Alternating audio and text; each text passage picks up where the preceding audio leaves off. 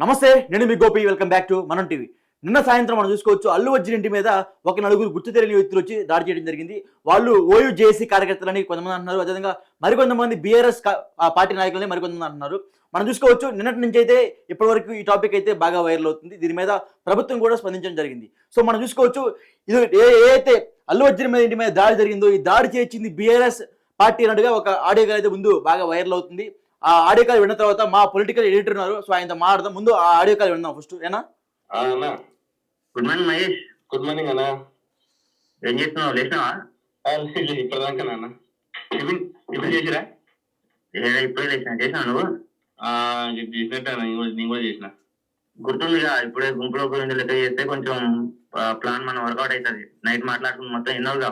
అవునన్న plan okay, కానీ మీ ఇక్కడ అల్లాజున్ ఇంటి మీద అటాక్ చేస్తే మరి రాజకీయంగా జీవితం మీద ఎఫెక్ట్ పడుతుంది కానీ ఇబ్బంది అవుతుంది కదా. మళ్ళీ అట్లా మాట్లాడితే మహేష్, మనం నైట్ ఏం మాట్లాడుకున్నాం? నీకు పొలిటికల్ గా ఎలాంటి ఇబ్బంది వచ్చినా గానీ బీఆర్ఎస్ పార్టీ నీకు అండగా ఉంటది. గుర్తు పెట్టుకోదు మొత్తం. సరే, మీరు చెప్పారు మంచిగా ఉంటది, కానీ ఇప్పుడు అల్లాజున్ ఇంటి మీద అటాక్ చేస్తాం, తర్వాత కేసులు అవుతాయి, మళ్ళీ కోర్టు చుట్టూ తిరగాలి కదా, ఇబ్బంది అవుతుంది కదా. మహేష్ క్లియర్ గా నైట్ చెప్పినా ఇప్పుడు చెప్తాను. నీకు పొలిటికల్ గానీ, లీగల్ గానీ, ఫైనాన్షియల్ గానీ ఎలాంటి ఇబ్బంది వచ్చినా గానీ రావణ చూసుకుంటాడు. మీరు నలుగురు పోయి అటాక్ చేయరు, వాళ్ళు కూడా వాళ్ళ సైడ్ కూడా నలుగురు వచ్చి మీ మీద అటాక్ చేసినట్టు చేస్తారు. అది కొంచెం హంగామా జరుగుతుంది. మొత్తం ప్లాన్ ప్రకారం జరుగుతుంది కాబట్టి మీకు ఎలాంటి ఇబ్బంది ఉండదు. ఏమైనా ఇబ్బంది ఉన్నా గానీ అవసరమైతే సుప్రీంకోర్టు లాయర్ పెట్టి కూడా వాదిస్తానికి సిద్ధంగా ఉన్నాం. ఓకే అన్న, కాదంటలేం కానీ మరి మీరు ఇచ్చిన కమిట్మెంట్ మాత్రం మర్చిపోతాను. మీరు చెప్పిన దానికంటే ఎక్కువనే చేస్తా. కానీ ఒకరు గుర్తుపెట్టుకో మహేష్, కమిట్మెంట్ విషయంలో గానీ ఇష్యూలు వచ్చినా గానీ పార్టీ మీకు అండగా ఉంటది. మీకు అనుకున్న టైంకి అనుకున్న ప్లేస్ కి వచ్చి అందుతుంది మీకు అందరికి. మీరు పోయే ముందు ఒక్కటే, అల్లు అర్జున్ నుంచి ముందు పోయి దాడి చేసే ముందు ఒక 5 నిమిషాలు నాకు ఫోన్ చేయండి. మేము మీడియాకు సమాచారం ఇస్తాం. సోషల్ మీడియాలో మొత్తం వైరల్ అవుతుంది. అది మొత్తం హంగామా జరిగేటట్టు చేయరు. అంతే మీరు చేయాల్సింది ఒకటే. దాడి కూడా కాదు, ఒక హంగామా లాగా చేస్తే అయిపోతుంది. ఓకే అన్న, నువ్వు చెప్పినాక మీరు లోపలికి పోతాం అన్న. ఒక 5 నిమిషాల ముందు ఫోన్ చేయి అంతే నాకు. ఓకే అన్న, సరే అన్న, మంచిది మరి. సరే, మంచిది. సో మనం చూసాం కదా, ఏదైతే బీఆర్ఎస్ శ్రేణులు మాట్లాడిన ఒక ఫోన్ కాల్ అయితే మాత్రం బాగా వైరల్ అయింది. సో ఈ ఫోన్ కాల్ అంశం మీద మనతో మాట్లాడడానికి మా పొలిటికల్ ఎడిటర్ కార్తిక్ ఉన్నారు, ఆయనతో మాట్లాడదాం. సో కార్తిక్ గారు చూసారు, మరి ఒక వీడియో కాల్ అయితే బాగా వైరల్ అవుతుంది. సో ఈ వీడియో కాల్ కావాలనే కాంగ్రెస్ పార్టీ చేపించిందా, లేకపోతే అల్లు అర్జున్ మీద దాడి చేయడానికి కేసీఆర్ కుట్ర పన్ని ఈ విధంగా చేశారంటారా?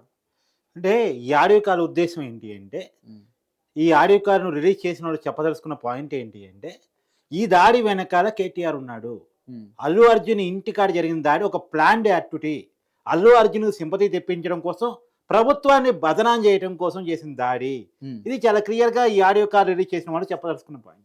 ఇప్పుడు పోలీస్ ఇన్వెస్టిగేషన్ లో ఇప్పుడు ఆడియో కాల్ నిజమా కాదా బయట తెలియదు. ఓకే, ఇప్పుడు నిజానికి ఎవరైతే ఈ మహేష్ దాడి చేసిన వాళ్ళు దొరికారో, ఆ దొరికిన వాళ్ళ ఫోన్ కాల్ సంభాషణ కనుక బయటకు తీస్తే విషయాలన్నీ బయటకు వస్తాయి. ఇంకోటి ఏంటంటే, 5 నిమిషాల ముందు నాకు కాల్ చేయని చెప్పేసి అన్నాడు కదా. 5 నిమిషాల ముందు వాళ్ళు ఎవరెవరికి కాల్ చేశారు? అసలు ఈ మహేష్ ఎవరైతే ఓయూ జేఏసీగా చెప్పబడుతున్న వ్యక్తి అల్లు అర్జున్ ఇంటి మీద దాడి చేసినటువంటి వ్యక్తిగా చెప్పబడుతున్నాడు. ఓకే, మహేష్ అనే వ్యక్తి లేకపోతే అనుమానితుడు కేటీఆర్ సంబంధించిన వ్యక్తి. ఓకే, కేటీఆర్ సంబంధించిన వ్యక్తి ఎవరైతే దాడి చేయమని చెప్తున్నారో అతను అనుమానితుడు. అతను ఎవరు అనేది ఐడెంటిఫై అవుతే అతని వెనకాల కేటీఆర్ ఉన్నాడా లేదా తెలిసింది. ఇప్పుడు ఫస్ట్ మనం పట్టుకోవాల్సింది ఏంటి అంటే, పోలీసులు ఇన్వెస్టిగేషన్ చేయాల్సింది అంటే ఈ ఆడియో కాల్ నిజమా కాదా. రెండోది, దాడి చేసిన వాళ్ళు ఎవరికి ఇన్ఫర్మేషన్ ఇచ్చి ఎవరితో మాట్లాడి దాడి చేశారు, వాళ్ళు దాడి చేయడానికి కంటే ముందు ఫోన్ కాల్స్ ఎవరెవరితో మాట్లాడారు, ఇవన్నీ కాల్ డేటా బయటకు వస్తే వాస్తవాలు బయటకు వచ్చే అవకాశం ఉంది. ఇంకోటి కూడా, రగచల్ల ఇష్యూలో కూడా ప్రభుత్వం చెప్పదలుచుకుంది ఏంటి, రగచల్ల అంటే రేవంత్ రెడ్డి గారి సొంత నియోజకవర్గంలో రైతులు కలెక్టర్ మీద చేసిన దాడి. ఫార్మా కంపెనీ వద్దు, మా భూములు లాక్కోవద్దని కలెక్టర్ మీద అక్కడ ఉన్నటువంటి అధికారుల మీద చేసిన దాడి. దాని వెనకాల కూడా కేటీఆర్ ఉన్నాడు. అక్కడ ఎవరైతే దాడికి పాల్పడ్డ బీఆర్ఎస్ కార్యకర్త ఉందో అతను పలుమార్లు అక్కడ బీఆర్ఎస్ ఇన్ఛార్జ్తో మాట్లాడాడు, ఆ ఇన్ఛార్జ్ కేటీఆర్తో మాట్లాడాడు అన్నటువంటిది ఒక అభియోగం. సరే, ఇప్పుడు ఇది రెండోది, ఈ ప్రభుత్వాన్ని బదనం చేయటం కోసం ఈ కుట్రలు బీఆర్ఎస్ నడిపిస్తుందా, ఇది ప్రభుత్వం చేస్తున్నటువంటి ఆరోపణలు, కాంగ్రెస్ పార్టీ ప్రధానంగా చేస్తున్నటువంటి ఆరోపణలు. అయితే నేను చెప్పదలుచుకుంది ఏంటంటే, వాస్తవాలు బయటకు రావాల్సిన అవసరం ఉంది.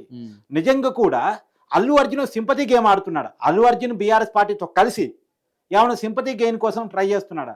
అల్లు అర్జున్ మీద సోషల్గా చాలా యాంటీ పెరిగింది. సమాజంలో పక్కన పెడితే ఈవెన్ దో ఇండస్ట్రీలో కూడా యాంటీ పెరిగింది. మొన్నటిదాకా అల్లు అర్జున్కి సింపతిగా పలికిన వాళ్ళంతా కూడా ఇలా అల్లు అర్జున్కి వ్యతిరేకంగా మాట్లాడే పరిస్థితి.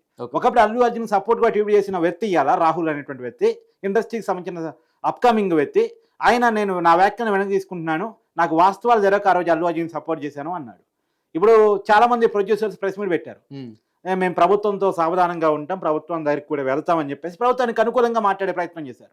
మొన్నటిదాకా అల్లు అర్జున్ సపోర్ట్ గా ఈ ఆడియోలో టాపిక్ అయితే బాగా వైరల్ అయింది. ఒక ఇష్యూ కూడా, ఒక చిన్న మాట కూడా, గుంపులో గోవింద చేసేయండి ఆ పార్టీ మీదకి వెళ్ళిపోద్ది అన్నట్టుగా అయితే ఒక చిన్న క్లిప్ అయితే వైరల్ అయింది. గుంపులో గోవింద చేస్తే పార్టీ మీదకి వెళ్ళిపోయింది కాదు, ప్రభుత్వం బదనామైద్ది. అదే మరి ఏదైనా కాంగ్రెస్ పార్టీ ప్రభుత్వం బదనామైద్ది. తర్వాత అల్లు అర్జున్ సింపతి వస్తాయి. అల్లు అర్జున్ కి సింపతి గెయినింగ్ కోసం జరుగుతుందా అంటే, నిన్నటిదాకా ఏంది అల్లు అర్జున్ అబద్ధాలు ఆడారు ప్రెస్ మీట్ పెట్టి అని చెప్పేసి బాగా సమాజం చర్చించుకుంటుంది కదా. అల్లు అర్జున్ అడ్డంగా బుక్ అయ్యాడు కదా. ఇప్పుడు అల్లు అర్జున్ బెయిల్ కూడా క్యాన్సిల్ చేయించడానికి పోలీసులు ప్రయత్నం చేస్తున్నారు, కోర్టులో పిటిషన్ వేయబోతున్నారు వార్తలు కూడా వస్తున్నాయి కదా. అల్లు అర్జున్ అడ్డంగా దొరికిపోయిన తర్వాత రెండుది ఆ ఎఫెక్ట్ సినిమా ఇండస్ట్రీ మొత్తం మీద పడ్డది. రేపు రాబోయే కాలంలో ఎలాంటి బెనిఫిట్ షోలు ఉండవని రేవంత్ రెడ్డి ప్రకటించారు. అదేవిధంగా రాబోయే కాలంలో కూడా ఈ ఏదైతే సినిమా ఇండస్ట్రీ మొత్తం కూడా ఆంధ్రప్రదేశ్కి వెళ్ళిపోతుంది అన్నట్టుగా ఒక వార్త అయితే సర్క్యులేట్. అదే ఉట్టి మాట. కానీ ఒక ఇష్యూ ఆధారంగా మొత్తం ఇండస్ట్రీ తరలిపోతుంది అంటే కొన్ని వేల కోట్ల రూపాయల బిజినెస్ అది. అంత ఈజీ ఏం కాదు పంపించడం అనేటువంటి. హైదరాబాద్ అనేది ఒక వరల్డ్ క్లాస్ సిటీ. ఇక్కడ అనేక ఫిలిం సిటీలు స్టూడియోలు ఎప్పటి నుంచే ఉన్నాయి, కొన్ని దశాబ్దాలుగా ఉన్నాయి. తెలంగాణ ఉద్యమం అప్పుడే పోలేదు, తెలంగాణ సినిమా షూటింగ్లు ఆపి తెలంగాణ ఉద్యమం అప్పుడే పోలేదు, ఇప్పుడు ఎందుకు పోతే.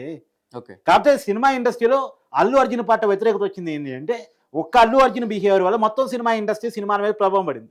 ఇప్పుడు సంక్రాంతికి చాలా పెద్ద పెద్ద సినిమాలు ఉన్నాయి. రామ్ చరణ్ సినిమా ఉంది, చిరంజీవి సినిమా తొందరలో ఉంది, అది పక్కన బాలకృష్ణ సినిమా ఉంది. పెద్ద హీరోల సినిమాలు, పెద్ద సినిమాలు, హై బడ్జెట్ సినిమాలు చాలా వస్తూ ఉన్నాయి. వాటన్నిటి మీద కూడా ఈ అల్లు అర్జున్ పుష్ప 2 ఎఫెక్ట్ పడింది.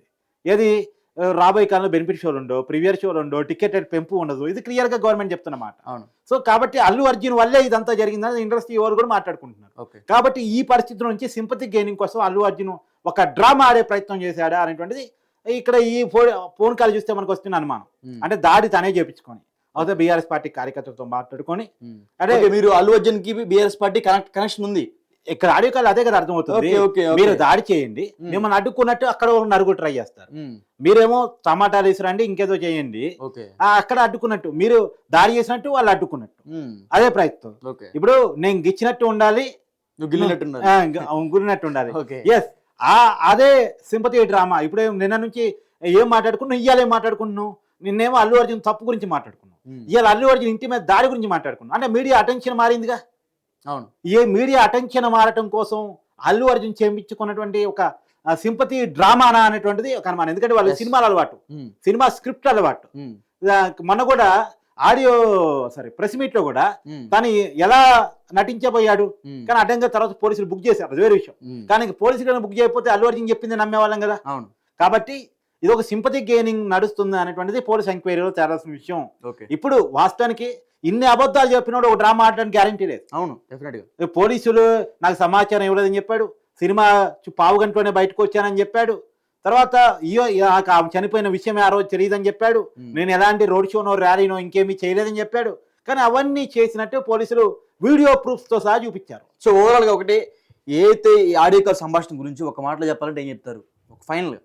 అంటే ఇది కూడా ఒక అల్లు అర్జున్ ఆడినటువంటి ఒక డ్రామానా లేదా నిజంగా జరిగిందా మాత్రం పోలీస్ ఎంక్వైరీలు తేరాలి. ఇప్పటి వరకు అనేక డ్రామాలు చూసిన జనాలకి ఇది కూడా ఒక డ్రామానా, హై డ్రామానా అనేటువంటి విషయాలు మాత్రం ఖచ్చితంగా తెలవాల్సిందే.